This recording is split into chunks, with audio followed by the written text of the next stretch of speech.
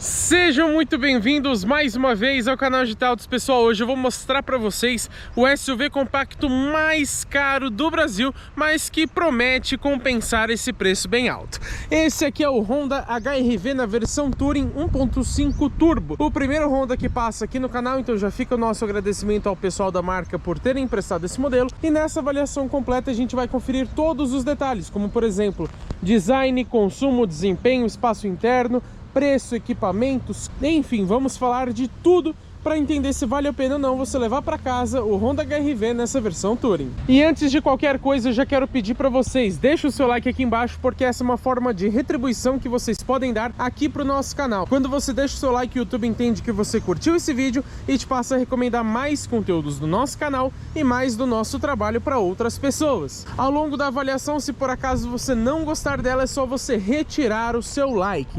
Aproveita esse momento também para dar aquela hypada no vídeo, função nova completamente gratuita do YouTube. Na verdade, você tem também a opção de pagar se você quiser, o que aí vai ajudar ainda mais o nosso trabalho. E como de praxe aqui no canal, vamos começar falando sobre o design. O Honda HR-V, ele foi lançado nessa geração, se eu não me engano, em 2022, como linha 23, e até agora não teve nenhuma mudança visual. Então nessa versão Touring ele já é bem conhecido. Lembrando, só as versões Turbo, ou seja, Advance e essa aqui que é a Touring, tem essa grade diferente com acabamento em Black Piano, e só a Touring tem esse Black Piano também todo ao redor do carro na parte de baixo, ó. Vocês podem perceber aqui na lateral também, que a gente já mostra para vocês. Outra exclusividade das versões Turbo é esse batimento cardíaco que fica só do lado direito, então quem tem toque pode se incomodar, mas que fica um detalhe realmente bem legal, demonstrando que ele passa mais emoção para você. Agora vamos falar do conjunto de iluminação. Isso que vocês estão vendo aceso é o DRL, que também funciona como luz de lanterna, mas ficando mais fraco, obviamente. E você também tem farol baixo e farol alto em LED, apesar de não ser projetor, é do tipo por espelho mesmo. A luz de seta, que também funciona ali no DRL, é em LED da mesma forma. Na verdade ela é um pouquinho menor, tá? Então ela desliga o DRL para ligar a seta. E aqui embaixo a gente tem também faróis de neblina em LED, mas infelizmente não tem aquela luz de conversão estática, que ele liga somente de uns lados para ajudar a iluminar na curva. E também, infelizmente, eles vibram muito. Então à noite, quando você está andando com esse carro, você percebe o facho de luz ficar vibrando muito na parede, no carro da frente, alguma coisa nesse sentido. E é por conta desses faróis de neblina. O ponto positivo desse conjunto de iluminação é que, além do farol alto automático, você tem também uma regulagem elétrica de altura. Ela não é automática, mas eletricamente você faz esse comando lá pelo painel, que depois eu mostro para vocês. A gente percebe então essa parte de baixo, como eu disse para vocês, pintada em Black Piano, o que na parte de baixo não é tão legal ao meu ver, porque acaba pegando muitos pedriscos, né? Muitas pedrinhas e coisas nesse sentido, e o Black Piano a gente sabe que risca com facilidade e aparece bastante também, né? Olha aqui, tá sujo, aparece bem. Falando das rodas, nós temos aqui em todas as versões do HR-V rodas de liga leve aro 17 com pneus medida 215/60 com perfil de uso urbano, obviamente. Mas a Touring é a única que tem essas rodas com acabamento exclusivo. Mas aqui pro lado a gente encontra retrovisores na cor da carroceria, tem repetidor de seta em LED também, só a parte de baixo que é no plástico preto convencional. E desse lado aqui vocês conseguem ver que ele tem uma protuberância ali embaixo, porque é uma câmera de assistente de ponto cego. A gente falou sobre isso no nosso vídeo de assistências à condução. Maçaneta é na cor do veículo, tem aqui um botão para chave presencial, depois a gente fala disso. Faltou, ao meu ver, a coluna B em Black Piano, assim como o arco dos vidros. Até a parte de baixo do carro é nesse tom. Ficaria bem legal se fosse aqui em cima também. Nós temos uma maçaneta no estilo um pouco diferente. Reparem que não é aqui na lataria, ela fica escondida aqui em cima. Depois a gente mostra os bancos traseiros. E falando de traseira, aqui na parte de trás do HR-V a gente tem também o para-choque do tipo Black Piano. As versões Turbo tem dupla saída de escapamento, fica bem bonito. O para-choque também tem esses dois elementos refletivos em cada lado. E falando de conjunto de iluminação, na versão Touring é a única que ele é todo branco, na verdade é todo transparente. porque nas outras versões essa parte de cima ela tem um acrílico, né, um acabamento aqui em vermelho. Aqui não, é totalmente transparente, embora também acenda em vermelho aqui em cima. E a gente tem um conjunto de iluminação parcialmente em LED, o que eu acho uma pena muito grande para um carro tão caro. Como eu disse para vocês, é um SUV compacto mais caro do Brasil atualmente. E a gente tem então iluminação de lanterna, que é bem bonita, e a iluminação de freio totalmente em LED. Agora a luz de seta é do tipo convencional, um desenho bem simples inclusive, assim como a luz de ré. Pelo menos a luz de placa também é LED. A gente tem o HRV aqui do lado esquerdo e uma indicação turbo aqui na direita. Não tem o logo Touring. Felizmente o brake light também é em LED. A gente sabe que tem alguns modelos da Honda, como o City Sedan, que ainda trazem aquele brake light convencional com uma lâmpada única, que é bem feio. E vamos falar agora sobre conjunto mecânico. Nessa versão, assim como na Advance, que são as duas mais caras, a gente tem um motor 1.5 turbo, que agora é flex. Na geração passada, ele era somente a gasolina. Lembrando que ele tem 4 cilindros em linha, injeção direta de combustível, e traz uma potência máxima de 177 cavalos com ambos os combustíveis, e isso a 6.000 rotações. Já o torque é de 24,5 kgfm também com etanol ou com gasolina, e está disponível entre 1.700 e 4.500 rotações. Então uma faixa de torque ali bem ampla, que garante mais vigor ao carro. Junto com esse motor 1.5 Turbo Flex, temos a transmissão automática do tipo CVT com simulação de 7 marchas. Na hora do nosso test drive a gente fala melhor sobre ela. Logicamente a tração desse carro é somente dianteira, seria bem legal ver um HRV com tração nas 4, não é? Mas antes da gente falar sobre o desempenho, é importante citarmos o peso. Nessa versão são 1.422 quilos, ou seja, não é um carro assim extremamente pesado, mas também não é muito leve. E eu sempre gosto de citar para vocês a capacidade de reboque, mas aqui no HRV, infelizmente, não é permitido você conectar um trailer ou uma carretinha, algo nesse sentido, aqui atrás. Agora sim, falando sobre desempenho, confesso para vocês que eu não encontrei informação oficial da Honda, mas de acordo com o que diz o Carros na Web, um site muito bom para você ver a ficha técnica dos carros, diz que o 0 a 100 é feito em 8,9 segundos e a velocidade máxima fica limitada em 200 km por hora, mas lembrando, não são os números oficiais da Honda, mas posso garantir que vai ficar mais ou menos nessa faixa mesmo. A gente vai testar na prática o desempenho no momento também do nosso test drive. Mas com esse peso e esse desempenho, como será que fica o consumo de combustível? Segundo os números do Inmetro, na cidade esse carro faz 8 km por litro com etanol e 11,4 km por litro com gasolina. Na estrada ele informa 9,2 com etanol e 13,1 com gasolina. Isso lembrando na linha 2025, porque segundo eu encontrei nas informações do Inmetro, antes de 2025 ele fazia quase a mesma coisa, com uma ligeira diferença. Era 7,9 com etanol na cidade e 11,3 com gasolina, ou seja, 0,1 de diferença. Já na estrada era 8,8 com etanol e 12,6 com gasolina, aí já fica uma diferença um pouquinho maior. Mas durante uma semana de testes com esse carro, o que eu consegui fazer na prática?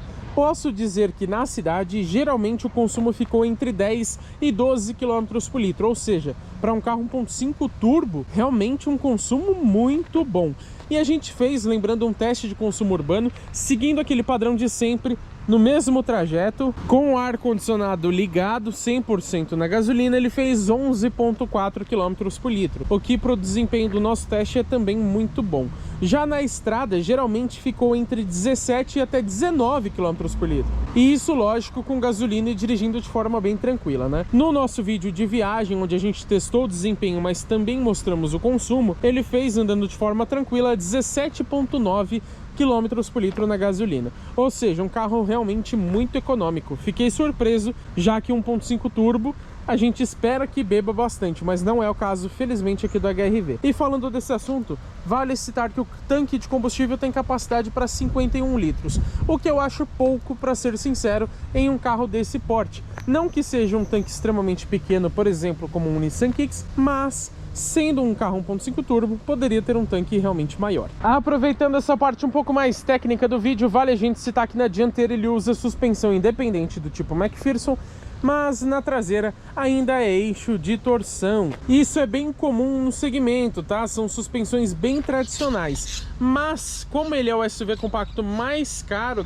do Brasil atualmente, já deveria ter suspensão independente. Mas por outro lado, um ponto positivo é que os freios são a disco nas 4 rodas, o que garante mais segurança, e ventilados aqui no caso da dianteira. Eu também gosto de falar para vocês sobre a plataforma e a produção. Esse carro utiliza a base Honda Global Small Car, que é a mesma, por exemplo, do novo Honda City, não é a mesma do Civic. E esse carro é brasileiro sim, ele é feito lá em Tirapina, no interior de São Paulo. E vamos aproveitar o HRV aqui de lado para a gente falar sobre dimensões. Vou fazer, como sempre, um comparativo com outros 2 modelos, e dessa vez eu escolhi o Hyundai Creta e o Volkswagen T-Cross, que são os SUVs compactos mais vendidos do Brasil atualmente. Bom, o Honda tem 4,38 de comprimento, enquanto o Creta tem 4,33 e o T-Cross 4,22. Largura no Honda 1,79, não encontrei o número considerando os retrovisores, enquanto o Creta tem exatamente a mesma medida e o T-Cross um pouquinho menor com 1,76. A altura aqui no HRV 1,59, o Creta é mais alto com 1,63 e o T-Cross menor com 1,57. O entre-eixos aqui é de 2,61, que é a mesma medida do Hyundai Creta também, porém o T-Cross supera esses 2 modelos com 2,65. Eu também sempre gosto de citar para vocês a capacidade off-road do carro. A gente pode perceber que a dianteira aqui do HRV não é muito alta, a gente tem uma peça plástica ali que acaba baixando bastante a sua altura. Não vou dizer que ele raspa tão facilmente, mas considerando ser um SUV compacto, poderia ser mais alto. Os números que a Honda informou pra gente são um vão livre em relação ao solo de 18,1 centímetros, mas não está especificado se é entre os eixos ou se é a altura mínima.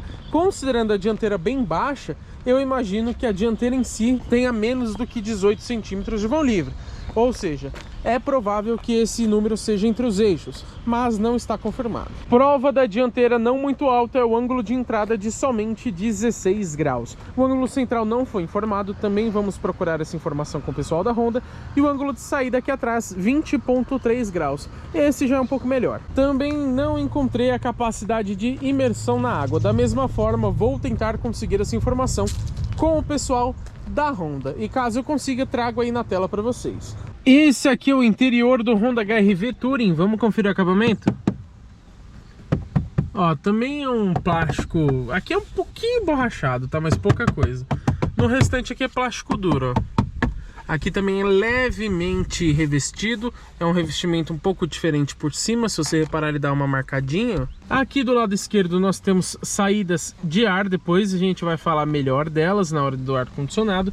Tem uma pequenininha aqui também do lado esquerdo, outra do lado direito. E olha que legal que elas são interligadas. Se a gente deixar retinho aqui, por exemplo, você acha que é uma coisa só. Logicamente aqui no meio não sai ar, só nas 2 pontas, mas fica um design bem interessante. E aqui na parte esquerda então a gente tem a regulagem elétrica de altura dos faróis para você ativar ou desativar os sensores de estacionamento, abertura elétrica do porta-malas. Aqui é um atalho para você ir direto para as configurações de assistências à condução, a gente vai mostrar isso depois no painel, e para você desligar o controle de tração e estabilidade. Aqui abaixo ainda tem um pequeno nicho para você colocar, por exemplo, uma pequena carteira. Já aqui nas portas a gente tem o seguinte acabamento, ó.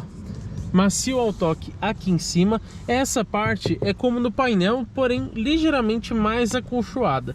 É um pouquinho mais de revestimento aqui.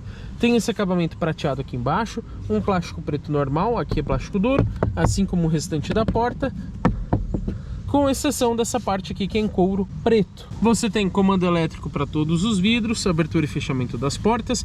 O retrovisor ele tem o rebatimento elétrico e ele tem também a função tilt down, ou seja, você engatou a ré, ele abaixa sozinho o retrovisor direito para você enxergar a guia. Aqui cabe uma garrafa de 500 ml, como a gente sempre usa, porém a de 1,5 litro eu acho que vai entrar um pouco meio forçada, acabei não testando para ser sincero. E aqui a gente tem um pequeno porta-objetos, não muito grande. Agora uma coisa que me incomoda, vocês podem perceber que tem essa travinha aqui, né? Então aqui é quando o carro está trancado. Quando você abre a porta, ela destrava essa tranca. Porém, reparem que destravou só do lado do motorista. Ele fez até animação aqui no painel. Mas reparem que ele destravou só do lado do motorista, aqui no passageiro continua travado.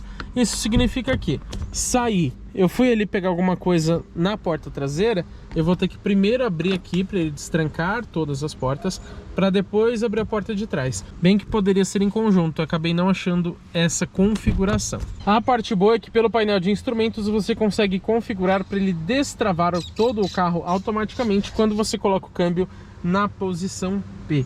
Outra coisa legal dessa porta, reparem que a vedação vai até a parte de baixo, ou seja, isso aqui fica sempre limpinho. A gente pegou bastante estrada de terra e reparem que praticamente não tem poeira aqui, então te ajuda para você não sujar a calça, por exemplo. Só faltou uma soleirinha com o nome Touring, ia ficar bem legal. Agora uma coisa que eu não gosto muito, a abertura do capô ali fica bem bonitinha, mas aqui a gente tem a abertura do tanque de combustível. Convenhamos que já poderia ser integrado com o sistema de abertura das portas. Algo muito legal que poucos SUVs compactos têm é o banco do motorista com ajustes elétricos. E o da Hyundai, ele é parcialmente elétrico, aqui é totalmente, inclusive com ajuste de altura. Infelizmente os bancos não têm aquecimento nem resfriamento, mas pelo menos eles têm esse acabamento em couro mais claro, que eu particularmente gosto bastante. Aumenta muito a sensação de refinamento do carro. Apoio de cabeça com ajuste de altura a gente tem aqui, apertando do lado você consegue fazer ele descer. O banco é bem confortável, posso dizer que ele te abraça bem. E o couro, como eu disse, apesar de micro perfurado, não tem nenhum tipo de aquecimento ou ventilação. Vamos conferir o porta-luvas? Desce suavemente, demora até demais, né? É capaz de você acabar forçando para descer. O espaço é razoável, não é tão grande e infelizmente, olha que pena, não tem iluminação. Quem dirá então refrigeração? Vamos falar agora sobre o sistema de ar-condicionado. Bom, felizmente ele é digital e dual zone, então você regula uma temperatura aqui para o passageiro e olha que legal, aliás, aqui para o motorista, né? Ó, perceberam? Quando você abaixa, ele fica azul. Quando você aumenta, ele fica vermelho. Isso para o outro lado aqui também. Então você pode regular, por exemplo, duas temperaturas diferentes. Ou, clicando no Sync, ele vai sincronizar as duas de acordo com a do motorista. Aqui no meio você mexe ventilação. Lembrando, todos os comandos são físicos. Isso é muito bom, esse ar-condicionado é bem prático. O compressor em si você liga ou desliga por aqui. E aqui você troca os modos de posição do ar e claro também a recirculação e o modo automático caso você prefira. E como eu disse para vocês que a gente ia falar depois, ó, vou até aumentar a ventilação para vocês perceberem, ó. Tá vendo? Tá virado para cá. Por que que não tá vindo aqui na câmera? Porque eu coloquei no modo para ele sair mais para esquerda. Então se eu colocar aqui, ó, perceberam que vem bastante vento, né? Para quem não gosta daquele vento na cara, isso é perfeito, porque ele joga um pouco mais para esquerda. Se eu colocar aqui no centro, ó, agora tá vindo bem aqui na câmera, ou para baixo eu desligo. Só que tem uma questão, desliguei aqui, né? Olha aqui. Essa não fecha. Deixa eu abaixar a ventilação para ficar mais fácil de falar com vocês. Mas essa aqui, ela não tem fechamento. Olha que tristeza. Isso não faz nenhum sentido, né? Vamos supor, se só o passageiro quiser usar a ventilação e eu não quiser, aqui eu consigo fechar. Essas duas aqui. Mas essa do meio não. Continuando pelo painel, depois a gente vai falar melhor sobre a central multimídia. Aqui a gente tem duas entradas USB do tipo A, essa para conexão de dados e essa aqui para carregamento. Carrega bem rápido, inclusive. Tem um nicho perfeito para você colocar o seu celular. Ó, meu celular é grande e olha como ele fica bem preso aqui, ó. Abaixo você tem esse design meio diferente aqui do console central, com esse acabamento prateado, meio cromado, que vem até aqui. Fica bem bonito, bem elegante. Carregador de celular por indução. Não sei se vai dar para vocês perceberem, mas ele tem iluminação e tem também uma luz para indicar o carregamento. Por esse botão você pode até desligar o carregador por indução se você preferir colocar o seu celular, mas sem a parte da recarga. O único pênalti é que não tem ventilação, então pode ser que ele aqueça um pouquinho o seu celular. Toda essa parte é em black piano. A alavanca da transmissão tem a coifa em couro, posição do câmbio. Aqui atrás a gente tem modos de condução. Nessa versão são 3, o Econ para economia de combustível, o normal e o Sport. Aqui atrás assistente de descida, isso a gente mostrou na prática em funcionamento no nosso vídeo de assistências à condução. E vale lembrar lembrar aqui no modo de condução que o Econ ele também afeta o ar-condicionado, tá? Ele fica um pouquinho mais fraco. Freio de estacionamento eletrônico com função brake hold, que é aquela que segura o carro freado até você pisar no acelerador. Aqui a gente tem 2 porta-copos, eles têm ajustes, isso é muito bom para você colocar uma garrafinha um pouco maior. Apoio de braço, infelizmente ele não tem ajuste, ele é fixo, mas pelo menos ele abre e você consegue guardar alguma coisa aqui. Inclusive a gente tem um tapetinho para as coisas não ficarem fazendo barulho. Agora faltou um ajuste pelo menos aqui de profundidade, mesmo que não tivesse de altura. Aqui na parte de cima a gente percebe que o revestimento é claro, a gente tem uma alça de mão, ela volta suavemente. Tem também aqui para o passageiro. O retrovisor interno ele é eletrocrômico, mas o que me incomoda é que você não consegue desligar essa função.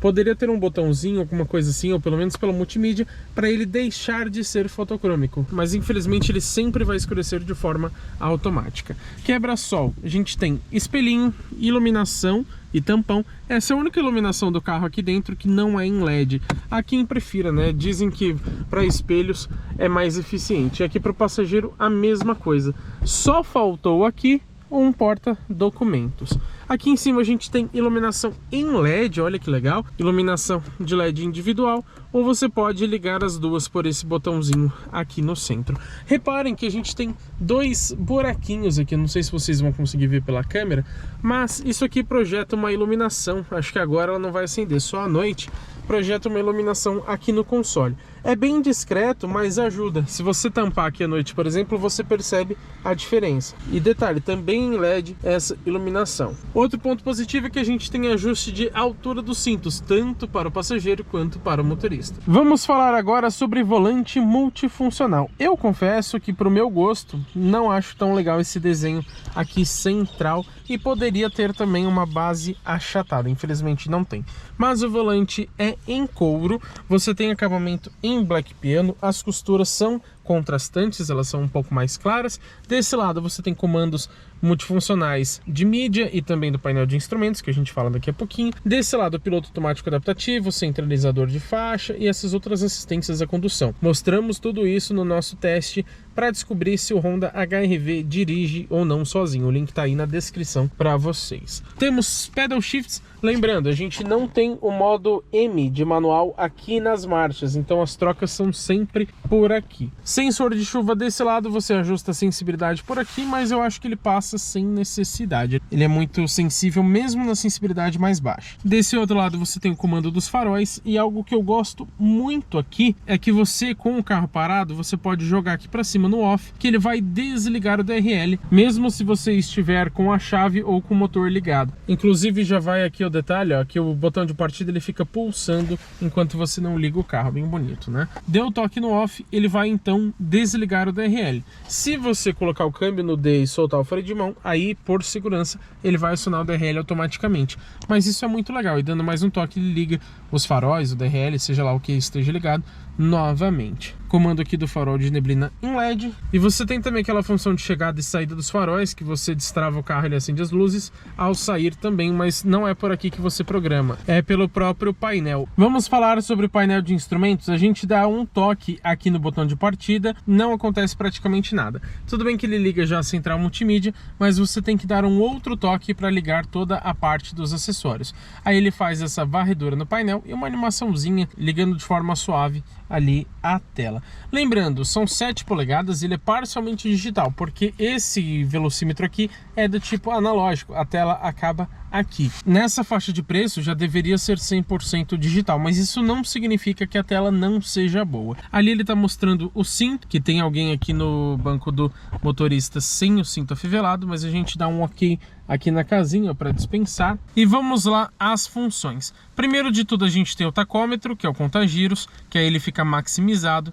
Depois você tem consumo e alcance, desconsiderem esses daqui porque envolvem manobras e tudo mais, tá, pessoal? Você pode segurar aqui para resetar, então você tem ali a autonomia, que seria o alcance, mais o consumo médio. Tem um consumo instantâneo, porém em forma de gráfico, ele não informa especificamente se você está fazendo 10, 15, 20 km por litro. Jogando para baixo você tem o trip B, são 2 trips de consumo. Velocidade e tempo é um complemento do trip, ou seja, você continua com aquela distância distância ali A e B, mas ele informa também a velocidade média e o tempo de viagem. O legal é que mesmo aqui com a chave ligada, se o motor estiver desligado, ele não vai ficar contando o tempo e também não vai diminuir sozinho a velocidade. Tem muitos carros da Stellantis que acabam alterando esses parâmetros. Ponto positivo aqui para HRV. Agora, a única coisa ruim é você ter que trocar de tela para conseguir ver todas as informações, né? Pelo menos elas resetam simultaneamente. Então vou resetar aqui o B, ó. Reparem que ele resetou aqui na média de consumo também, ó. Tá o B aqui resetado. Depois a gente tem a tecla de áudio, você pode trocar a fonte por aqui, que ele vai informar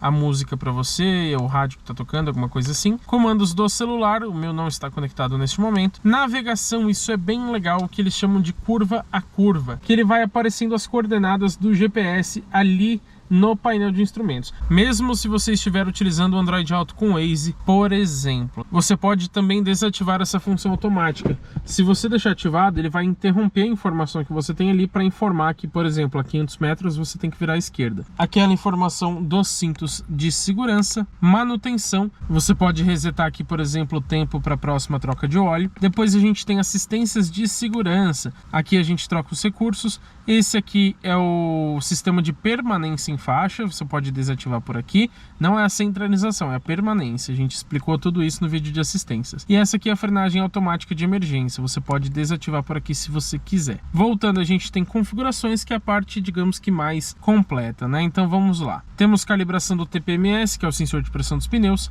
configuração de assistência ao motorista. Eu não vou mostrar tudo detalhadamente aqui para vocês, porque a gente já falou isso no vídeo de assistências à condução. Agora, o que me incomoda é que as configurações e a personalização do painel você só consegue fazer com câmbio em parking. Não faz muito sentido, né? Você quer mudar a sensibilidade das assistências à condução em movimento, não dá para fazer isso. Configuração do painel de instrumentos, idioma, temperatura externa.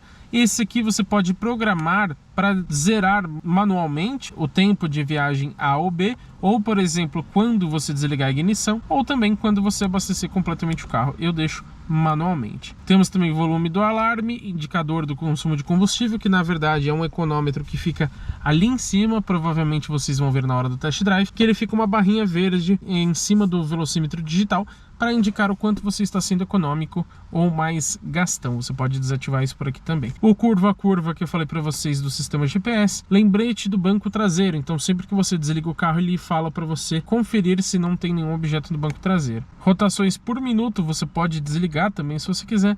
E aqui volta para a configuração inicial. Configuração de acesso keyless, que é da chave presencial. Você tem modo de destravamento das portas, todas as portas ou somente a do motorista. Tem o volume do alerta de acesso, né, quando você entra no carro, aliás. Localizar carro seria aquela função dele acionar as setas, se eu não me engano. O sistema de partida remota você pode desativar aqui também, a gente vai falar sobre isso depois. Temos configurações de iluminação, um acendimento automático da iluminação do carro, você pode desativar. O timer da luz interior, ou seja, quanto essas luzes de cortesia aqui dentro vão ficar ligadas, você pode deixar até 60 segundos. Para desligar o farol, você regula por aqui, ó. Eu deixei 60, mas você pode deixar 30 ou 15, ou desativar a função também, depois que você tranca o carro no caso, tá, pessoal? Farol automático com limpador, isso é muito bacana, porque se o limpador de para-brisas estiver ligado por um tempo, ele vai ligar automaticamente os faróis, porque ele entende que está chovendo.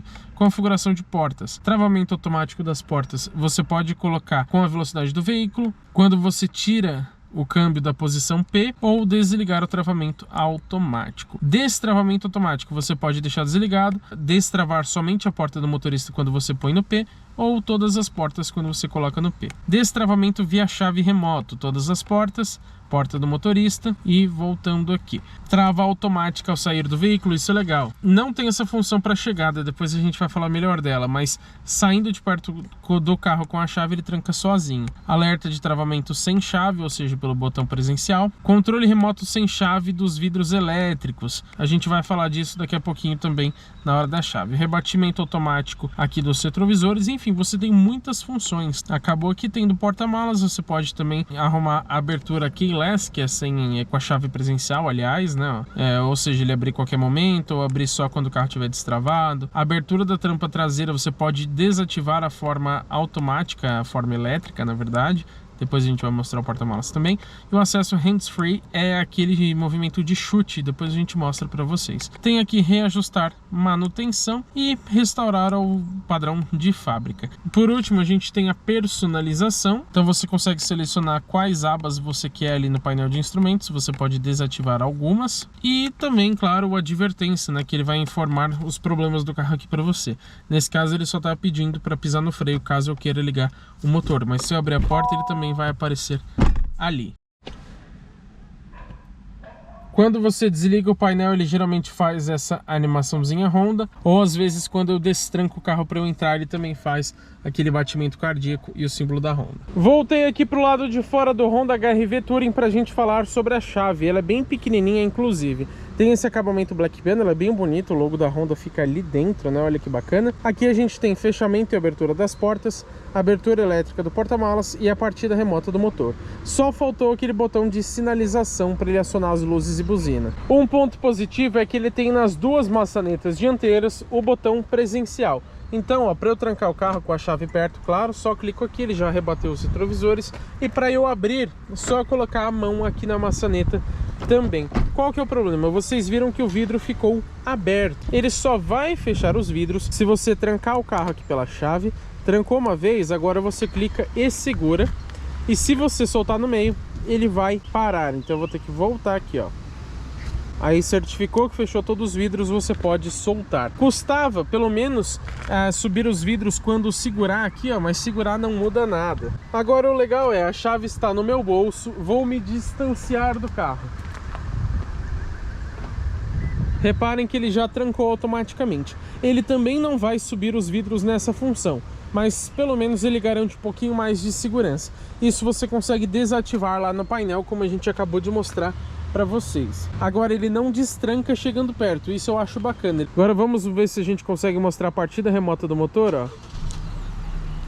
Já ligou o carro, ele deu o alerta ali pra gente, ó. E vale lembrar que a partida remota vai manter o motor acionado por 10 minutos, mas trancando e segurando o botão novamente, ele vai prolongar por mais 10 minutos, se você quiser. Isso é bom porque você já consegue, digamos que, ir aquecendo um pouco o motor. Assim que você for sair de casa, você economiza um pouco de tempo. E ele também, caso você tenha deixado o ar-condicionado acionado, ele vai acionar o ar e vai gelando o interior. Nesse caso aqui, ó, agora eu destravei o carro. Percebam, por mais que esteja desligada a tela aqui, ó, geladinho aqui dentro. Isso é bem bacana, né? Vamos falar agora sobre lista de equipamentos. Vou citar para vocês os nossos principais itens. Volante multifuncional em couro com pedal shifts e ajuste de altura e profundidade, rodas de liga leve aro 17, freio de estacionamento eletrônico com função auto-hold, assistente de partida em rampas, 6 airbags, então 2 frontais, 2 laterais e 2 de cortina, assistente de descida, câmera de ré que a gente já mostra para vocês, sensor de pressão dos pneus, lembrete de objetos no banco traseiro, porta-malas com abertura elétrica e movimento de chute, Honda Lane Watch, que é uma câmera no retrovisor direito para reduzir o ponto cego, a gente já vai mostrar também, ACC, o piloto automático adaptativo com função Stop and Go, frenagem automática de emergência com detecção de pedestres e ciclistas, faróis Full LED com regulagem elétrica de altura e farol automático, sistema de permanência em faixa com centralização e correção automática, faróis de neblina em LED, chave presencial com partida remota e fechamento por distância, acabei de mostrar para vocês, sensores de estacionamento dianteiros e também os traseiros, banco do motorista com ajustes elétricos, função de chegada e saída dos faróis, tapetes em carpete, o do motorista tem travas inclusive, retrovisor interno eletrocrômico, porta-malas com iluminação dupla em LED, ar-condicionado digital dual zone com saídas de ar traseiras, carregador de celular por indução, iluminação interna em LED, bancos traseiros com um sistema de modularidade Magic Seat, a gente vai mostrar daqui a pouco também, revestimento interno em couro claro, painel de instrumentos parcialmente digital de 7 polegadas, 3 modos de condução, ou seja, o normal, o Eco e o Sport, e retrovisores com rebatimento elétrico, repetidores de seta em LED e também a função tilt down que abaixa o espelho direito quando você engata a ré. Lógico que além de todos esses itens, a gente tem essa central multimídia com tela de 8 polegadas, ela tem conexão sem fio para Android Auto e Apple CarPlay, 4 entradas USB, porém todas elas do tipo A, não tem nenhuma do tipo C, 6 alto-falantes e o sistema de conectividade inteligente My Honda Connect, que é aquele que pelo celular você consegue abrir os vidros, ligar o motor e etc. Agora, essa central, além dela ter esse design bem estranho, parecendo aquelas TVs de tubo, ela é pequena, são só 8 polegadas e eu não gostei muito dela. Apesar de ter comandos físicos, essa é a parte boa, você tem inclusive esse aqui, ó, para você mudar do modo diurno para o modo noturno ou até mesmo desligar a tela. O problema é que você precisa sempre fazer isso de forma manual, não faz de forma automática. Comando físico para o volume, um botão de back para você retornar, né? E o botão home para você voltar aqui para a página inicial. Ela não é ruim, mas considerando um carro tão caro, a gente já vai falar de preços, e também ser a versão Touring que é mais cara, não acho ela muito legal. Ela tem um desenho que parece realmente muito antigo. O sistema de som, por exemplo, eu acho ele bom, mas pelo preço, lembrando, é o SUV compacto mais caro do Brasil, deveria ser uma qualidade um pouco superior. E falta a regulagem de médio também. Quando você vem aqui em áudio, você tem só graves e agudos. Agora vamos mostrar para vocês o Lane Watch. Você pode clicar nesse botão aqui na haste de seta, ou quando você aciona a seta do lado direito, ó. Ele projeta então, através daquela câmera que ele tem abaixo do retrovisor, a visão do seu ponto cego. Então você tem aqui 3 linhas para indicar que o carro está mais distante, um pouco mais próximo ou muito perto. Mas ele já alerta aqui pra gente, ó, objetos estão mais próximos do que aparentam. Com o carro parado a gente consegue mexer nas configurações. Então você mexe no brilho, se você quiser abaixar bastante, por exemplo. E também você mexe aqui no contraste. Agora, qual que é a parte ruim, digamos assim? Sempre que você der seta para o lado direito, ele vai tampar o Waze, por exemplo, alguma coisa que você esteja vendo aqui na central, ele vai se sobrepor. Você consegue desativar isso através aqui das configurações da central multimídia. Agora ele não aciona mais com a seta, mas aí você perde a função.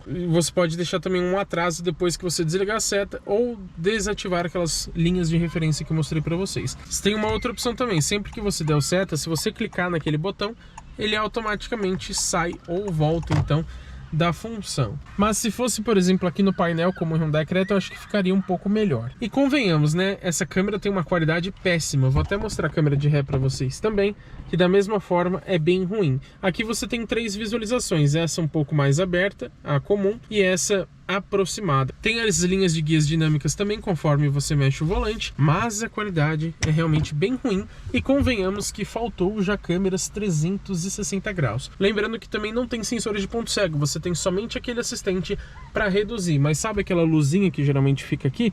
Não tem. Outra coisa que eu não gosto, sempre que você desliga o motor ou o painel, ele desliga a central multimídia em conjunto. E eu não achei configuração para que ela desligue somente quando você abrir a porta. Agora vamos falar de um dos pontos mais importantes de todo o carro, que é o seu preço. Quanto custa o Honda HR-V Touring? Bom, na linha 2025, logicamente 0 km, ele custa R$ 204.200. Bastante coisa, né? Felizmente a gente não tem opcionais, somente as cores que podem adicionar algum valor para ele. Nas sólidas existe a branco tafetá, que é a única gratuita. Nas metálicas, a prata platinum, azul cósmico e o cinza basalto custam R$ 2.200. E nas perolizadas a gente tem o preto cristal, o cinza grafeno, que é esse aqui que a gente está testando, e também o vermelho mercúrio por R$ 2.200. A única cor que é um pouco mais cara é a também perolizada branco topázio, que vai para R$ 2.500. Ou seja, essa unidade Touring que a gente está testando com a cor cinza grafeno vai para incríveis R$ 206.400. Se vale a pena ou não, a gente vai falar daqui a pouquinho na nossa conclusão. Agora, falando sobre garantia e revisões, nós temos aqui 3 anos de garantia sem limite de quilometragem, e as revisões acontecem num intervalo bem padrão da maioria dos carros, a cada 10.000 km ou 12 meses, o que ocorrer primeiro. Já aqui nos bancos traseiros, primeiro a gente tem essa visão mais ampla do interior e logicamente o acabamento aqui atrás continua nesse acabamento mais claro, também micro perfurado. A gente tem aqui no centro um apoio de braço, bem grande inclusive, porém ele despenca até embaixo, tá? Então ele fica um pouco baixo para quem é mais alto.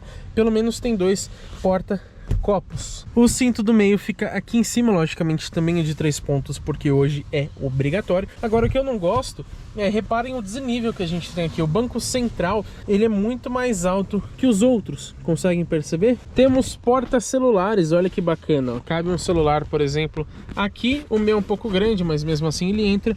E aqui um porta-revistas, isso a gente tem dos dois lados. Iluminação em LED aqui em cima, olha que bacana, apesar de ser única, ilumina muito bem. Ganchinho para você pendurar alguma coisa. Tem também alça de mão que volta suavemente. Saídas de ar traseiras, é uma saída dupla, olha que bacana. E também duas entradinhas USB. Pena que as duas são do tipo A, não do tipo C. E aqui embaixo um porta-copos ou um porta-objetos. O acabamento das portas é o seguinte. Aqui em cima, ó, já vira plástico duro. Infelizmente a gente não tem aquele revestimento em couro igual lá na frente. Aqui a mesma peça, um pouquinho mais acolchoada, também acabamento mais claro. Aqui você tem uma saída do Twitter, e olha que curioso, lá na frente não tem, ou seja, são 6 alto-falantes ao total, como eu disse para vocês. Imagino então que seja um em cada porta, mais esses dois aqui atrás. Geralmente são 2 lá na frente, curioso, né? Um porta-garrafas, um porta-copos, pequenininho, mas cabe alguma coisa. O puxador aqui também acaba servindo como um mini porta-objetos, mas não tem nada ali embaixo para você guardar suas coisas. Pelo menos essa região aqui continua em couro. Agora vamos falar de espaço interno. Bom, pessoal, eu tenho, lembrando, um pouco mais de 1,92 m de altura, o banco está regulado confortavelmente para eu dirigir. E olha isso aqui, olha o espaço que sobra aqui atrás. Querem tirar a prova se é bom ou não?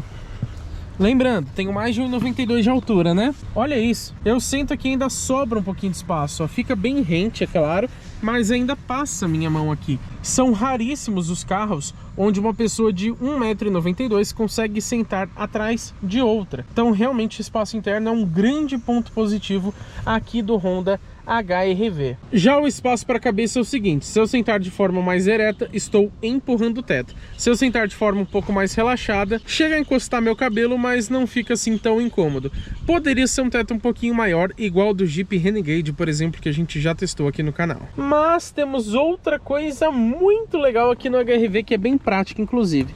Primeiro que o túnel é bem baixinho, né? Então você consegue transitar aqui com mais facilidade. E a gente tem aqui, quando a gente puxa essa alavanca, empurrando ali, colocando aqui para baixo, com uma mão só é um pouco mais difícil de fazer, mas eu travei ele aqui para vocês verem, tá? É só você abaixar essa parte empurrando bastante ali para trás.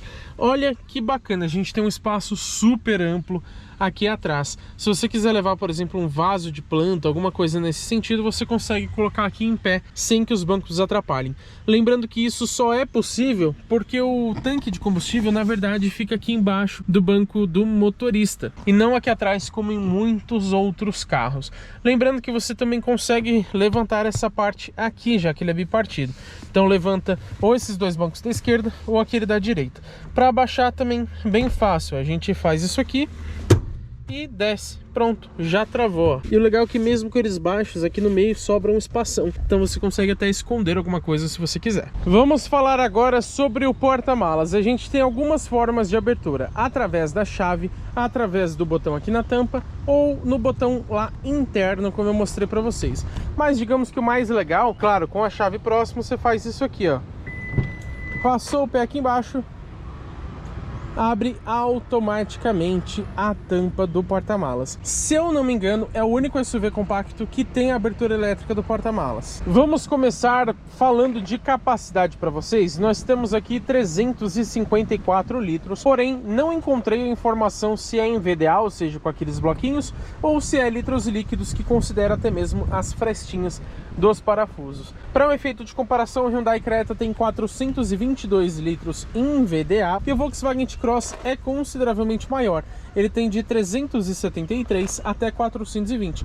Isso é variável porque ele tem aquele sistema onde você consegue levantar um pouco os bancos traseiros. T-Cross também em VDA. Vamos aos detalhes? A gente tem aqui iluminação em LED dos dois lados, isso é bem bacana, né? Temos também um grande espaço aqui na esquerda, acabamento ele é todo em plástico, você não vê lataria aparecendo praticamente, aqui em cima também é revestido. Aqui no step você pode abrir ele dessa forma, olha que prático. E o o step, ele não é daquele tipo fininho, isso é um ponto muito positivo. Ele é temporário, mas tem medida 145/90, aro 16. Você tem até mais um espaço caso você queira guardar alguma coisa. Tem ainda um ganchinho aqui na esquerda que suporta até 3 quilos.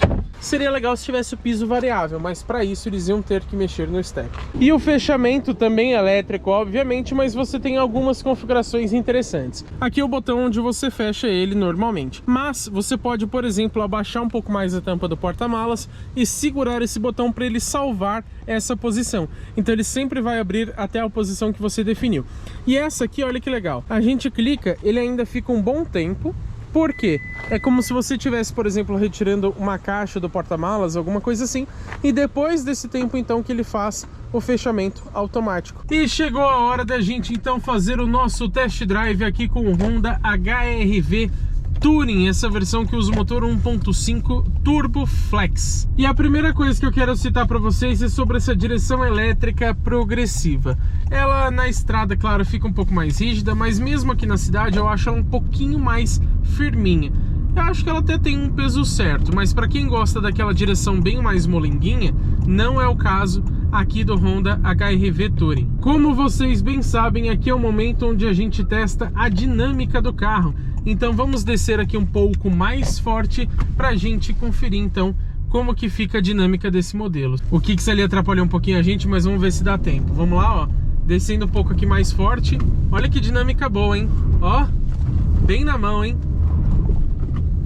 Claro, não é um carro com pretensões muito esportivas, mas tem sim uma excelente dinâmica. A suspensão é muito bem calibrada para isso, mesmo você abusando mais, ele segura bastante, tá, pessoal? Agora, aqui onde a gente tem o valete é um ponto um pouco delicado. Você tem que passar aqui bem devagarzinho, senão ele vai acabar raspando embaixo, já que não é assim tão alto. Para um SUV compacto, poderia ter uma dianteira um pouquinho maior. O que acaba raspando, na verdade, às vezes, tá? Não é sempre. Não é um ponto, assim, extremamente delicado, mas é um ponto de atenção que você pode ter com o HR-V. Que, às vezes, ele acaba raspando aquela parte plástica, que é flexível ali embaixo. Teoricamente, ela é feita para raspar. Falando um pouquinho para vocês sobre isolamento acústico, nesse carro eu achei muito bom. Apesar de alguns barulhos de acabamento, que a gente vai citar melhor daqui a pouquinho, eu achei para a categoria realmente um destaque o isolamento acústico. Na estrada ainda entra mais barulho de vento do que eu gostaria, mas de novo, para a categoria de SUVs compactos, é sim um bom trabalho de isolamento acústico aqui no Honda HR-V. Pessoal, vamos fazer aqui a nossa largadinha, já está no modo esporte, desliguei o controle de tração, vamos lá? Ó, demora um pouquinho para sair, mas depois desenvolve muito bem, né? Olha! Já chegamos aqui a 111 km por hora.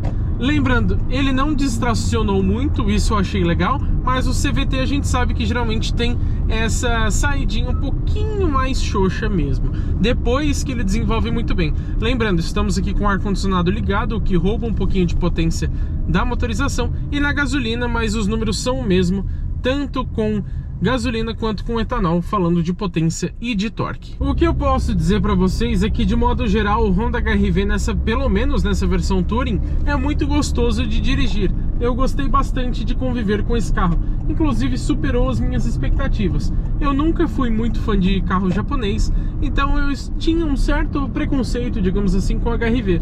Depois que eu passei a dirigir ele, que eu tô testando por praticamente uma semana, eu realmente gostei muito mais desse carro do que eu imaginava que gostaria. O único detalhezinho que eu acho que poderia ser um pouco melhor pro meu gosto é a área envidraçada. Aqui ela é um pouco mais curta, o para-brisa ele não é assim tão alto. Quando a gente pega, por exemplo, um Jeep Renegade, você tem uma área envidraçada realmente consideravelmente maior. Agora, um outro ponto que contribui para uma condução mais prazerosa é essa transmissão automática do tipo CVT. Ela é um pouco diferente daquelas mais antigas da própria Honda mesmo, porque essa ela simula 7 marchas. Andando de forma mais tranquila como estamos agora, ela vai funcionar de fato como um CVT, ou seja, são duas polias variáveis e você tem como se fossem relações infinitas. Você pode notar que ele vai subindo e descendo o giro, de acordo, por exemplo, com uma subida, uma descida, com o quanto você acelera e tudo mais, não necessariamente conforme a velocidade do carro. Mas quando você dá um pé fundo, ou por exemplo, faz as trocas manuais através aqui dos pedal shifts, ele passa então a simular 7 velocidades. Ou seja, aquela sensação de enceradeira que o CVT tem, que ele fica infinitamente. É engraçado, mas realmente é mais ou menos isso que o CVT faz. Aqui ele perde essa característica justamente por conta da simulação de marchas, ou seja, é um ponto positivo, ele vai fazer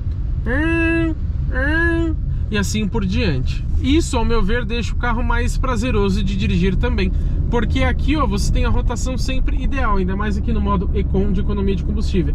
Você tem uma direção bem confortável, mas em condições mais esportivas você não perde aquele prazer das trocas das marchas. Como de praxe aqui no canal, vamos entrar um pouco mais rápido aqui nessa curva para a gente testar a dinâmica novamente. Vamos lá, ó. Muito boa, tá? O carro é muito na mão. Não é o carro mais dinâmico que já passou aqui pelo canal, mas considerando um SUV compacto, que é um pouco mais voltado ao conforto e à família, é realmente muito legal a dinâmica do HR-V Touring. Vamos falar de suspensão e eu vou ficar quieto para vocês ouvirem.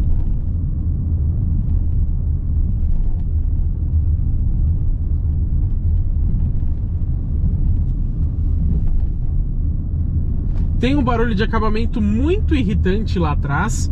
Eu acho que é específico dessa unidade, imagino que os outros não sejam assim. Essa aqui já está com 30 mil rodados e a gente sabe que para um carro de imprensa isso é bastante coisa, né? Mas a suspensão eu posso dizer que ela é meio que um meio termo. Ela é um pouquinho mais firminha do que a maioria dos carros dessa categoria, com exceção do T-Cross, Volkswagen também é um pouco mais firme, mas ela não perde o conforto, tá? Isso ajuda na dinâmica, como eu mostrei para vocês, mas ela tem essa característica um pouco mais firme, que às vezes ela não absorve assim de forma tão macia, tão gostosa, como eu, por exemplo, gostaria. Eu acho que esse carro, sendo mais voltado ao conforto, poderia ter uma suspensão um pouquinho mais mole. Mas e aí, será que vale a pena ou não levar para casa o Honda HR-V Touring? Vamos começar falando de alguns pontos positivos e negativos. E primeiro, então, os prós. Certamente consumo, desempenho, dinâmica, é um carro bem gostoso para dirigir. Espaço interno, eu até me surpreendi, não esperava que fosse tão bom. A confiabilidade também do Honda, né? A gente já conhece isso da marca há muitos anos. E o acabamento vou considerar também como um ponto negativo, embora não seja o melhor da categoria. A lista de equipamentos eu vou considerar também como um ponto positivo, mas confesso que senti falta de bastante itens de série. Pelo preço, eu poderia dizer que ela é mais mediana do que exatamente um ponto tão positivo. Já falo dos equipamentos que eu senti falta, mas primeiro os pontos negativos. Certamente o porta-malas, que é bem pequeno para um SUV compacto. O preço, que é muito alto, R$206 mil aqui com a pintura metálica. Central multimídia também vou considerar como um ponto negativo. E também o custo-benefício de modo geral, já que se ele fosse muito diferente dos outros SUVs compactos, tudo bem um preço tão alto, mas como ele é parecido, embora ele seja bom, custo-benefício assim não é um ponto muito legal. Agora alguns equipamentos que eu senti falta. Teto solar, acho que é o principal deles, esse carro não tem nem como opcional. Sistema de câmeras 360 graus também é um outro item que eu acho que já deveria ter. Entrada USB do tipo C, iluminação no porta-luvas, sensores de ponto cego, você tem somente o Lane Watch, reconhecimento de placas de trânsito, alerta de tráfego cruzado traseiro, poderia ter também, embora não seja assim super útil, o Park Assist, que estaciona o carro automaticamente, sensor de fadiga, resfriamento ou aquecimento dos bancos, e acho que cairia bem também uma iluminação interna ambiente do tipo colorida. Agora, para a gente entender se vale a pena ou não levar para casa o Honda HR-V Touring, a gente precisa citar os seus rivais. O Jeep Renegade Willys 1.3 Turbo, já com tração nas 4 rodas, custa R$186 mil. O Chevrolet Tracker Premier 1.2 Turbo automático custa R$179 mil. Depois a gente tem o Hyundai Creta Ultimate 1.6 Turbo automatizado de dupla embreagem, inclusive é o SUV compacto mais potente do Brasil hoje, com R$190 mil. Em seguida, para ficar mais justo, eu peguei o Volkswagen T-Cross Highline, mas como ele tem muitos opcionais, eu coloquei todos os opcionais nele, incluindo a cor, e ele vai para R$200 mil. a gente pode citar um carro que não é exatamente um rival direto, mas que concorre por questão de preço, que é o Caoa Chery Tiggo 8 Pro com 7 lugares, motor 1.6 turbo, câmbio automatizado de dupla embreagem também, por R$202 mil. É até ligeiramente mais barato que o HR-V, por incrível que pareça. Embora não seja um concorrente direto, a gente pode citar também o Toyota Corolla Cross na versão GR Sport, que é a mais cara, com motor 2.0 aspirado e câmbio CVT. Hoje custa R$206.500. Outro rival, não é direto, mas concorre por preço, Jeep Compass, já na versão Longitude 1.3 turbo automático, por R$209 mil. Outro rival da mesma forma, Mitsubishi Eclipse Cross na versão HPE S, é a mais completa, só não é a mais cara porque você tem também com tração nas 4 rodas. Essa aqui 1.5 turbo CVT por R$210 mil.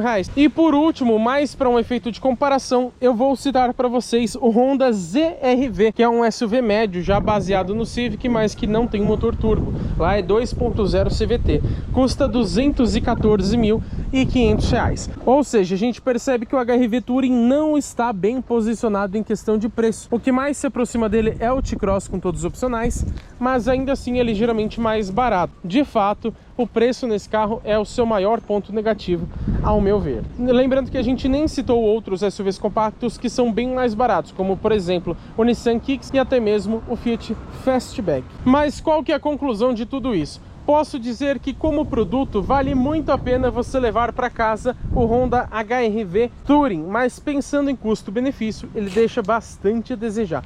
É um ótimo carro, a maioria das suas características são positivas e algumas são até melhores do que os seus rivais, mas a Honda cobra extremamente caro por isso. Se aproximando dos R$210 mil, você já compra um ótimo SUV médio, ou então economiza uns 15, 20 mil reais e leva para casa um SUV compacto bem completo e que já tem teto solar. Acho que em resumo eu posso dizer que só vale a pena comprar o HR-V Touring se você encontrar ele com descontos, por exemplo na casa de 195 mil, ele já vai ficar um pouco mais interessante, ou então se você for muito fã da Honda. Caso contrário, eu acho que é mais negócio você pensar em um outro SUV da categoria, mas não que ele seja ruim, ele é ótimo. Só que a Honda cobra demais por ele. E é claro que eu não posso deixar de agradecer muito a todo o pessoal da Honda. Esse é o primeiro modelo da marca que passa aqui no canal e espero que seja o primeiro de muitos. Então muito obrigado a todo o time de comunicação da Honda que emprestaram o HR-V para a gente testar aqui no canal durante uma semana.